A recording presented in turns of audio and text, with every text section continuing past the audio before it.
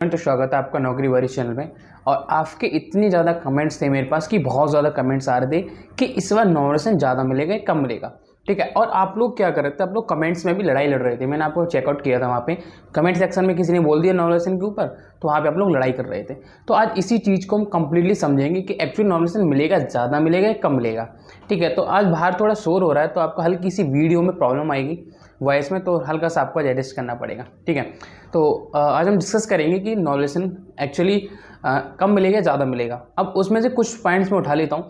पहला पॉइंट्स बच्चों का यही था कि भैया ये बताओ कि जब पेपर आपका लगभग सेम ही रहा है तो नॉमिनेशन कम क्यों मिलेगा, ज़्यादा क्यों मिलेगा, ये बराबर मिलेगा लगभग। मेरी बात पर हल्का सा गौर करना। आप ये बताओ, किसी एक शिफ्ट में 5 लाख बच्चों का बंदोबस्त था, आपको पता है। ठीक है, उसमें से अवेलेबल कितने थे हमें नहीं पता, लेकिन हम तो उतनी बात कर रहे हैं कि एक शिफ्ट में 5 लाख बच्चों का बंदोबस्त वहाँ पे था। लेकिन आपके अकॉर्डिंग तो पेपर बराबर था। मेरी बात को ध्यान से समझना, उसके बाद ही अपनी कमेंट में राय देना। अब आपके अकॉर्डिंग तो वहाँ पे क्या था कि लेवल क्या था, सेम था सबका। लेकिन हुआ क्या कि जो आपकी मान लो कोई शिफ्ट उठा लेता हूँ मैं, जैसे 23 की फर्स्ट शिफ्ट उठा ली मैंने, उसमें क्या हुआ था कि उसमें 5 लाख बच्चों में से 1 लाख बच्चे बहुत ब्रिलियंट थे, 4 लाख बच्चे बहुत मतलब जो नहीं जानते थे वो बैठ गए। ध्यान सुना। वहीं क्या हुआ, वहीं एक 23 की सेकंड शिफ्ट हुई, उसमें क्या हुआ 4 लाख बहुत ब्रिलियंट बैठ गए, और उसमें से क्या हुआ कि 1 लाख वहाँ पे जो कमजोर बच्चे बैठे थे। दोनों का आपको समझ में आ गया।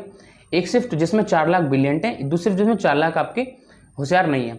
अब मेरी बात को ध्यान समझना। अब हुआ क्या, जो 24 की फर्स्ट शिफ्ट हुई उसमें आपको 2.5 लाख ब्रिलियंट है और 2.5 लाख आपके जो कमजोर स्टूडेंट हैं। अब तीनों का चेंज हो गया ना। अब अगर इसमें आप नॉमिनेशन करोगे तो आपको किसको नॉमिनेशन ज़्यादा मिलेगा? उसी को जो फर्स्ट शिफ्ट में बैठा हुआ है। समझिए बात को, उसी को मिलेगा जो किसमें फर्स्ट शिफ्ट में बैठा हुआ है, क्यों उसमें 4 लाख कम चांस है। अब अगर आप बोलोगे कि नहीं भैया ऐसा होता है कि नॉमिनेशन का तरीका चेंज हो गया, और नॉमिनेशन में हुआ क्या अब कि हम टॉप 1% स्टूडेंट निकालेंगे, मतलब हम टॉप 1 लाख बच्चों को निकाल कर देखेंगे, लेकिन अभी तक तो ऐसा यूपी पुलिस ने किया नहीं है। समझ रहे हो? अगर ऐसा हुआ होता तो जो 2018-19 की वैकेंसी हुई थी उसमें 40-45 का नॉमिनेशन नहीं मिलता। समझ रहे हो मेरी बात को? उस टाइम पे 40-45 का नॉमिनेशन मिला हुआ है, तो उस टाइम भी कहानी नहीं होती।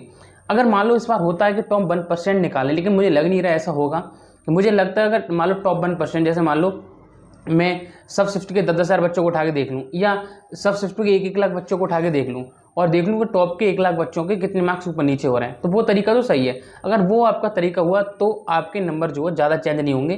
ठीक है, मैं मान के चलता हूँ 5, 6, 7, 8, 9, 10 तक हो सकता है। अगर ये तरीका नहीं हुआ, ठीक है, ये तरीका नहीं हुआ आपका कि उसमें उठा के देख लिए, तो आपकी प्रॉब्लम हो सकती है। समझ रहे हो? आप बोलोगे सर कैसे प्रॉब्लम हो सकती है? ये हो सकती है अगर ये तरीका नहीं हुआ तो आपके जो मार्क्स हैं, ठीक है, बहुत हाई जा सकते हैं, क्योंकि बड़ी वैकेंसी है और इसमें स्टूडेंट बहुत बैठे हैं। तो बड़ी वैकेंसी होती है, स्टूडेंट बहुत बैठते, तो आपका नॉमिनेशन बहुत हाई पहुंच जाता है। हाई कितना भी हाई का मतलब ये कि इतने मार्क्स पहुंच जा सकते हैं, आपको बहुत कम नंबर में सिलेक्शन दिला सकता है। अगर आपके बहुत कम नंबर है, जैसे एक सपोज एक एग्जाम्पल लेता हूँ, किसी के 170 नंबर है।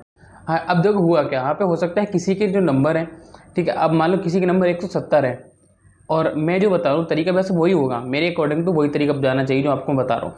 अब किसी के नंबर 170 है वहाँ पे, और हुआ कि 170 नंबर वहाँ पे है, और उसको जो नॉमिनेशन है वो किसके अकॉर्डिंग मिल गया? किसके अकॉर्डिंग?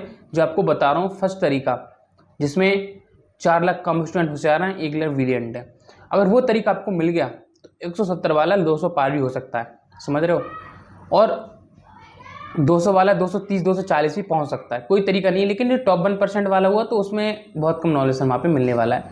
तो तरीका भी डिपेंड करता है क्या तरीका होने वाला है। लेकिन अगर मैं सोचूं अगर बच्चों को फ़ायदा किससे होगा, ठीक है, तो दोनों से ही फ़ायदा होता है। लेकिन जो फर्स्ट वाली आपकी सिचुएशन है जिसमें 40 मार्क्स तक का नॉलेज मिलता है, वो जो क्राइटेरिया है फर्स्ट वाली से हो सकता है, जिसमें बच्चों जो कम वाले हैं उनका चांसेस ज़्यादा बढ़ जाते हैं।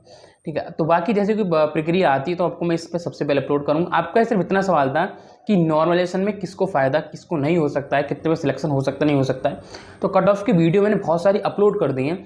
आपको कहना है कि आपको मैं डिस्क्रिप्शन लिंक भी दे दूँगा, आप वहाँ से चेकआउट कर लेना। और अगर आपकी कोई भी प्रॉब्लम है तो मुझे कमेंट में बताना, उसके ऊपर मैं वीडियो जरूर बनाऊँगा। अभी तक सर आपकी इतनी कमेंट्स थी कि भैया नॉर्मलाइजेशन आखिर है क्या, समझ रहे हो?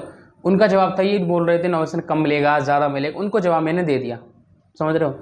प्रूफ के साथ समझा दिया आपको कैसे बढ़ेगा कैसे मिलेगा। समझ गए होगे बात को, नॉमिनेशन का खेल क्या होता है। अगर टॉप 1% का खेल हुआ तो बहुत कम नंबर बढ़ेंगे। अगर सभी का एवरेज निकाला गया, सभी स्टूडेंट का एवरेज निकाला गया तो बहुत ऊपर नीचे आपको कट ऑफ देखने को मिलेगी, ये बात मेरी गारंटी है। तो दो तरीके हो सकते हैं, कट ऑफ आपको ऊपर नीचे देखने को मिल जाए और दूसरा तरीका हो सकता है कि आपको बहुत कम ऊपर नीचे देखने को मिले। तो डिपेंड करता है आयोग पर, जैसे कि न्यू इन्फॉर्मेशन मिलेगी तो आपको सबसे पहले चैनल पर मैं अपलोड करूँगा।